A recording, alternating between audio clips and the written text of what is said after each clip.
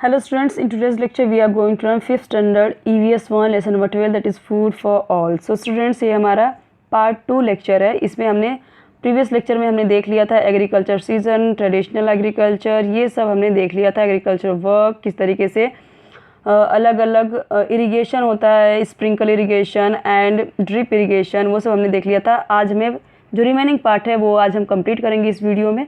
सो हमें करना है यहाँ पे फर्टिलाइज़र्स। ओके, सो फटाफट देख लेते हैं। If the same crops are grown repeatedly in a field the fertility of the soil decreases. अगर बार बार एक फील्ड में आप बार बार एक ही क्रॉप उगा रहे हो, एक ही क्रॉप आप बो रहे हो, तो क्या होता है कि वहाँ पे जो सॉइल होती है, जो लैंड होता है, उसकी जो फर्टिलिटी है, जो उपज है, वो क्या होती है, डिक्रीज होने लगती है, कम होने लगती है। ओके, मतलब जो उसकी क्वालिटी है सॉइल की वो कम होने लगती है, रिड्यूस होने लगती है। Then we have to add fertilisers to the soil to restore to its productivity. So हम क्या करते हैं, उसमें फर्टिलाइज़र ऐड करते हैं ताकि उसकी जो सॉइल की प्रोडक्टिविटी है वो बढ़ जाए, ठीक है, वापस से इंक्रीज़ हो जाए। Fertilisers provide the required nutritive substances to the crop. और जो फर्टिलाइज़र है इसका क्या काम है, इसका काम है कि जो भी न्यूट्रिटिव सब्सटेंसेस है, मतलब कि जो पोषक तत्व हैं क्रॉप के लिए, वो इसे मिल जाए। अब हम बार बार खेत में बो रहे हैं तो धीरे धीरे उसकी मिट्टी की जो उपज है वो कम होने लगती है, तो फिर क्या ज़रूरत है, उसे हम फर्टिलाइज़र दें और इससे उसकी जो प्रोडक्टिविटी है वो बढ़ जाती है।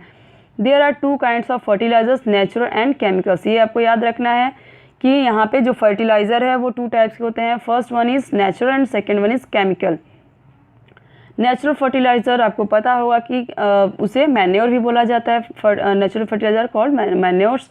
दे are obtained from materials available in nature like green waste and animal dung. तो ये हमें कैसे मिलता है, हम कैसे ऑब्टेन करते हैं इसे, natural fertiliser. So green waste like जो सूखे पत्ते होते हैं, घास फूस होते हैं, और जो घर में जितने भी, जैसे हम देखते हैं सब्जी के छिलके विलके होते हैं, जो पीस होते हैं, ग्रीन पीस के, मटर वटर के छिलके होते हैं, वो सब हम एक जगह पे इकट्ठा करते हैं। फिर वो जब डिकम्पोज हो जाते हैं, सड़ जाते हैं, तो उसे हम एज अ मैन्योर यूज़ करते हैं। और जो एनिमल डंग है, इसे तो आप सबको पता ही होगा, जो गोबर होता है उसे भी हम एज अ मैन्योर यूज़ करते हैं। मतलब जो हम कह सकते हैं वेस्ट मटीरियल होता है, वेस्ट पार्ट होता है एनिमल्स का, वो। Chemical or artificial fertilizers are mixture of different chemical substances in specific proportion useful for agriculture।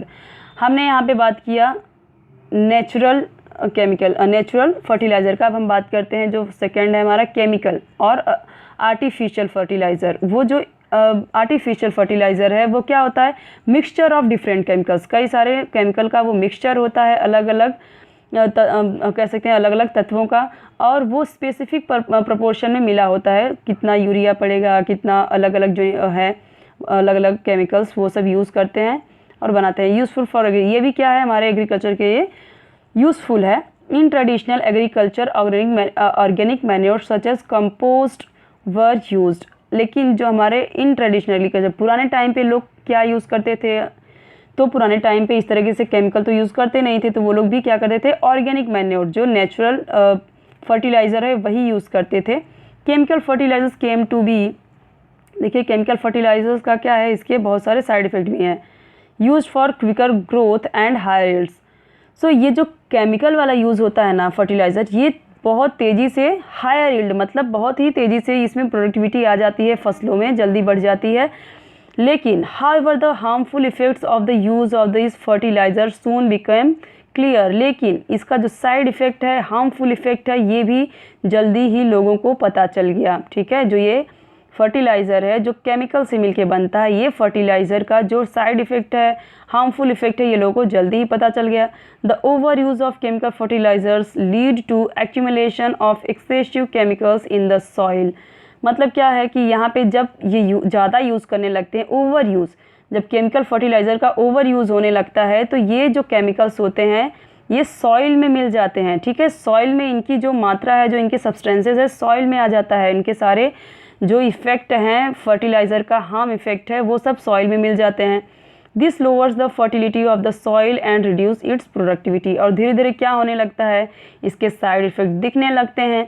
इससे जो सॉइल की प्रोडक्टिविटी है, जो उर्वरता है, उपज है, वो धीरे धीरे रिड्यूस होने लगती है, कम होने लगती है, फर्टिलिटी उसकी कम होने लगती है। और ये हमारे हेल्थ के लिए भी बहुत ही हार्मफुल होता है। क्या, तो chemicals fertilisers. Over watering makes the land saline and fallow, ये भी एक हमारा क्या कह सकते हैं कि हम साइड इफ़ेक्ट है, या कर ले कि हम अगर आप ओवर वाटरिंग करते हैं तो जो ज़मीन होती है, जो लैंड होती है, वो सैलाइन हो जाएगी। सैलाइन मीन्स सॉल्टी हो जाती है। एंड फैलो, और क्या हो जाती है, मतलब कि फैलो मीन्स लाइक वो ज़्यादा मतलब कि एक तरीके से बंजर हो जाती है। ठीक है, ज़्यादा पानी रहेगा तो वहाँ पे धीरे धीरे वहाँ की जो उर्वरता है, जो फर्टिलिटी है, वो धीरे धीरे ख़त्म होने लगती है। Okay, This is seen especially in the parts where water is available in plenty, as for example near dams or on river banks. ये स्पेशली कहाँ देखने को मिलता है, इस तरीके के जो लैंड है, लाइक मतलब कि फैलो एंड सलाइन देखने को कहाँ पे मिलते हैं, तो जहाँ पे डैम होता है, जहाँ पे एक्सेसिव वाटर होता है, प्लेंटी मतलब बहुत ज़्यादा वाटर, प्लेंटी मतलब बहुत ज़्यादा वाटर मिलता रहे खेतों को, वहाँ पे लाइक जहाँ पे डैम है या फिर जहाँ पे नदी का किनारा है। रिवर बैंक्स मतलब नदी का किनारा, वहाँ पे इस तरीके की ज़मीन हो जाती है, क्योंकि वहाँ पे वो लोग वाटर बहुत ही ज़्यादा उनको मिलता है, उनके खेत को। If land become saline and fallow, it has to be tested to find out which substances it lacks. अगर इस तरीके की ज़मीन हो जाती है सैलाइन एंड फैलो, तो फिर क्या करना है, तो इसे फाइंड आउट करना है कि इस मिट्टी में कौन से सब्सटेंसेस, कौन से तत्व की कमी हो गई है। लैक्स मतलब कौन से तत्व की कमी हो गई, जिसकी वजह से इसकी फर्टिलिटी कम हो गई है, जिसकी वजह से यहाँ पे फसल नहीं हो रही है या अच्छी नहीं हो रही है। The fertility can be restored by adding these substances. तो फिर क्या होता है कि कुछ हम उसमें ऐड करेंगे, कुछ इस तरीके की फर्टिलिटी, जो वहाँ पे जिन तत्वों की वहाँ पे कमी हुई है, वो तत्व हम उसमें स्प्रिंकल करेंगे, उस खेत में छिड़काव करेंगे उस फील्ड में, ताकि जो उसका सब्सटेंसेज है, जो तत्व है, वो फिर से रिस्टोर हो जाए, मतलब जो उसका फर्टिलिटी है वो फिर से रिस्टोर हो जाए। हम कुछ ऐसी चीज़ें मिलाएंगे अपने क्रॉप्स में या फिर खाद में, ऐसे मैन्योर डालेंगे ताकि जो उसकी फर्टिलिटी है वापस आ जाए इन खेतों में। It is a costly and time consuming procedure. लेकिन ये क्या है, ये कॉस्टली भी है और टाइम कंज्यूमिंग प्रोसीजर है। पहले आप क्या करेंगे, पहले आप टेस्ट करेंगे, उसे अच्छे से देखेंगे, फाइंड आउट करेंगे किस तरीके से क्या इसमें कमी है, फिर आप उसमें वो चीज़ें ऐड करेंगे। ठीक है, तो ये कॉस्टली हुआ, आप खरीद के ही डालेंगे ना, तो इस तरीके से टाइम कंज्यूमिंग भी है, इसे देखना समझना, उसके बाद फिर काम करना उस पर। Therefore it is better to avoid excessive use of fertilizers and water। इससे अच्छा है कि आप एक्सेसिव, ज़्यादा फर्टिलाइज़र, ज़्यादा वाटर को अवॉइड करें, इतना ज़्यादा यूज़ नहीं करें, जितना ज़रूरत है बस उतना ही यूज़ करें। स्प्रेइंग इंसेक्टिसाइड, आप इस इमेज में देख रहे हैं कि किस तरीके से ये पेस्टिसाइड का यूज़ कर रहा है, इंसेक्टिसाइड का, ताकि जो कीड़े हैं वो मर जाएं इसमें फसल के और ना लगे, और हमारा जो फसल है वो अच्छे से बढ़े। प्रोटेक्शन ऑफ क्रॉप्स, हम अपने क्रॉप्स को प्रोटेक्ट कैसे कर सकते हैं। इतना लंबा सर्कल होता है, इतना लंबा प्रोसेस होता है, पहले उसे कितना लंबा प्रोसेस होता है मैंने आपको प्रीवियस लेक्चर में बताया था। अब उसे ज़रूरत है कि जब हमारा अनाज आ गया है कट के, फसल कट गई है, अब उसे किस तरीके से प्रोटेक्ट किया जाए।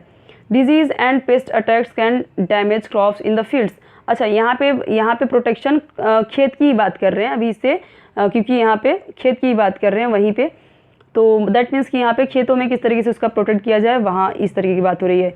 तो हम किस तरीके से अलग अलग जो रोग लगते हैं, लाइक फंगस लग जाते हैं प्लांट्स में, हम देखते हैं वाइट लगने लगते हैं फंगस, तो वो उससे किस तरीके से बचा जाए। अलग अलग डिजीज़ होता है जो प्लांट्स को, या फिर जो पेस्ट अटैक, जो इंसेक्ट अटैक करते हैं, कीड़े लग जाते हैं, उससे कैसे बचाएं।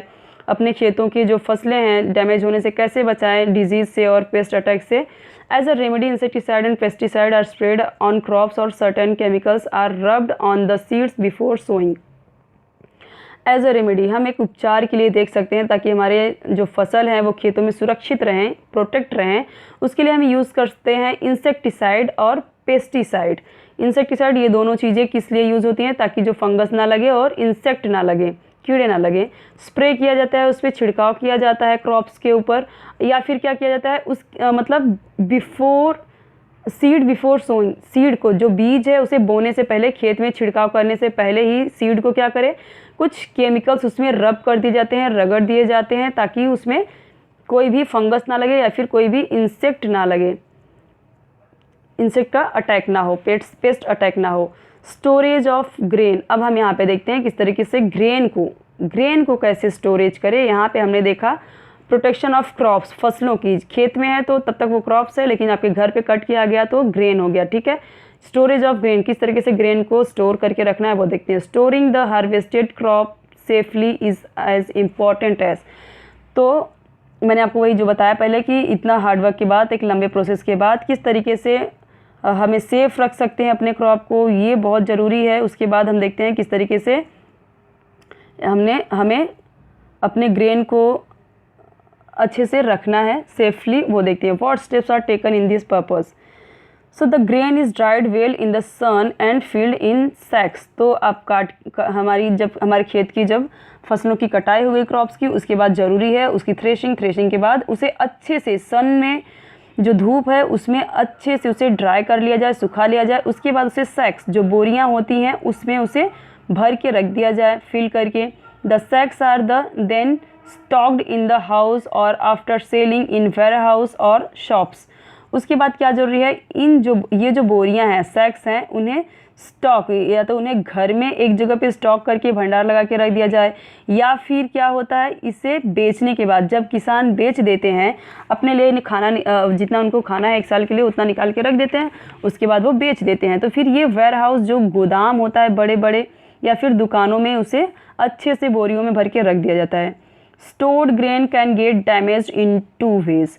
तो जो ग्रेन हो अनाज है वो 2 तरीके से 2 वेज में डैमेज हो सकते हैं। First one is mice, rats and insect can spoil the grain to a great extent. जो माइस होते हैं, जो रैट्स होते हैं, माइस मतलब क्या, हम देखते हैं जो छोटे छोटे माउस होते हैं, ठीक है, हम देखते हैं जिसके छोटे छोटे कान होते हैं, तो वो, और रैट्स मतलब जो मोटे मोटे बहुत बड़े बड़े होते हैं वो। तो ये हैं दोनों एक ही, बट कह सकते हैं कि 2 अलग अलग प्रजातियाँ के हैं, दोनों हैं एक ही, ठीक है। तो इन दोनों से, और इंसेक्ट जो कीड़े हैं ये ख़राब कर सकते हैं, स्पॉइल कर सकते हैं हमारे ग्रेन को, और एक बड़ी मात्रा में। आप देखते होंगे जब इंसेक्ट लग जाते हैं तो पूरा का पूरा अनाज सड़ जाता है, ठीक है। Also if the grain is stored in a closed end damp space it catches fungus and becomes unfit for eating. ये कब होता है, जब ग्रेन को मतलब हम कह सकते हैं कि अच्छे से नहीं रखा गया होता है, मतलब जहाँ पे मॉइस्ट हो, ठीक है, जहाँ पे मॉइस्ट हो, थोड़ा हम कह सकते हैं नमी हो, जहाँ पे कह सकते हैं गीला गीला हो, मॉइस्ट, डैम मतलब मॉइस्ट हो, वहाँ पे थोड़ा उसके पास रख देते हैं अगर। तो हमें तो चाहिए कि हम उसे एकदम ड्राई रहे, हमारा जो अनाज है वो हमेशा ड्राई रहेगा, तो वो अच्छा रहेगा। समय समय पे अगर आप धूप में भी डाल दे रहे हो तो भी अच्छा रहेगा, लेकिन अगर मॉइस्ट स्पेस पे रख दोगे, वहाँ पे अगर थोड़ा बहुत पानी वगैरह सीपेज है, तो वो क्या हो जाएगा, वो जल्दी ही ख़राब हो जाएगा, ये फंगस लग जाएगा उसमें, और ये खाने के लायक बिल्कुल भी नहीं रहेगा। वेयर हाउस में देखिए इस तरीके से रखे जाते हैं ताकि बिल्कुल भी नमी ना रहे, उसके नीचे इस तरीके से बिछाया जाता है, फिर वो इस तरीके से सैक्स में रखा जाता है ताकि वो ख़राब ना हो। To prevent such damage by pest chemicals are spread at the place of storage और ऑल राउंड इट।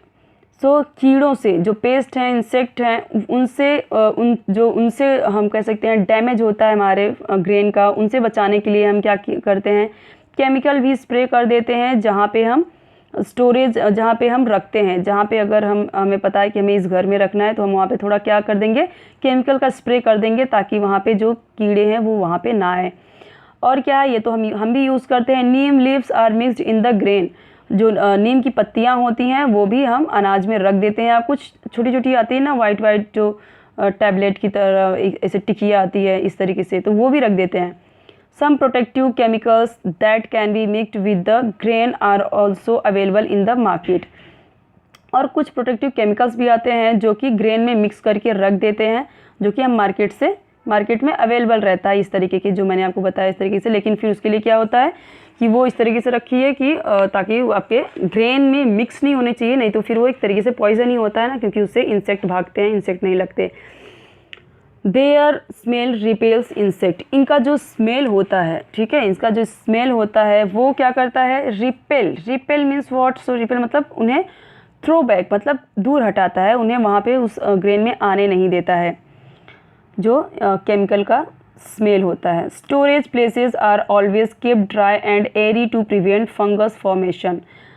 तो मतलब जहाँ पे अगर ड्राई है और एरी है तो इससे क्या होता है, जो फंगस है वो फॉर्म नहीं हो पाता है, मतलब ये हमेशा फंगस फॉर्मेशन को रोकता है, मतलब फंगस लगने से, अनाज में फंगस लगने से रोकता है। कौन सा प्लेस? सो ड्राई, एकदम सूखा होना चाहिए प्लेस, और कैसा होना चाहिए? एरी, थोड़ा वहाँ पे हवा आना चाहिए। अब यहाँ पे आपने देखा ना किस तरीके से यहाँ पे खिड़की भी खुली है, और यहाँ पे इस तरीके से सेफ है एकदम, बिल्कुल भी यहाँ पे मॉइस्ट नहीं है, क्योंकि नीचे ये भी बिछा दिया, तो बिल्कुल भी ज़मीन में अगर थोड़ा बहुत भी मॉइस्ट होगा, नमी होगी, तो उससे भी कोई फ़र्क नहीं पड़ेगा। ये देखिए नीम की पत्तियाँ, और ये नीम के जो फल होते हैं, इससे आपको पता है ऑयल भी निकलता है नीम का, इसी से नीम का ऑयल निकलता है।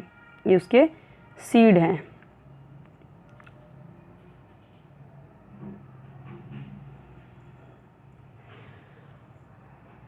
ओके,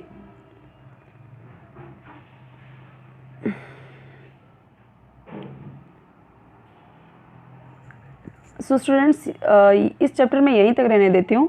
नेक्स्ट वीडियो में मैं यहाँ से आपको पढ़ाऊँगी, ठीक है, पार्ट 3 में। तो आज यहीं तक रहने देते हैं, अभी और है 2 पेज, तो वो हम नेक्स्ट वीडियो में देखते हैं।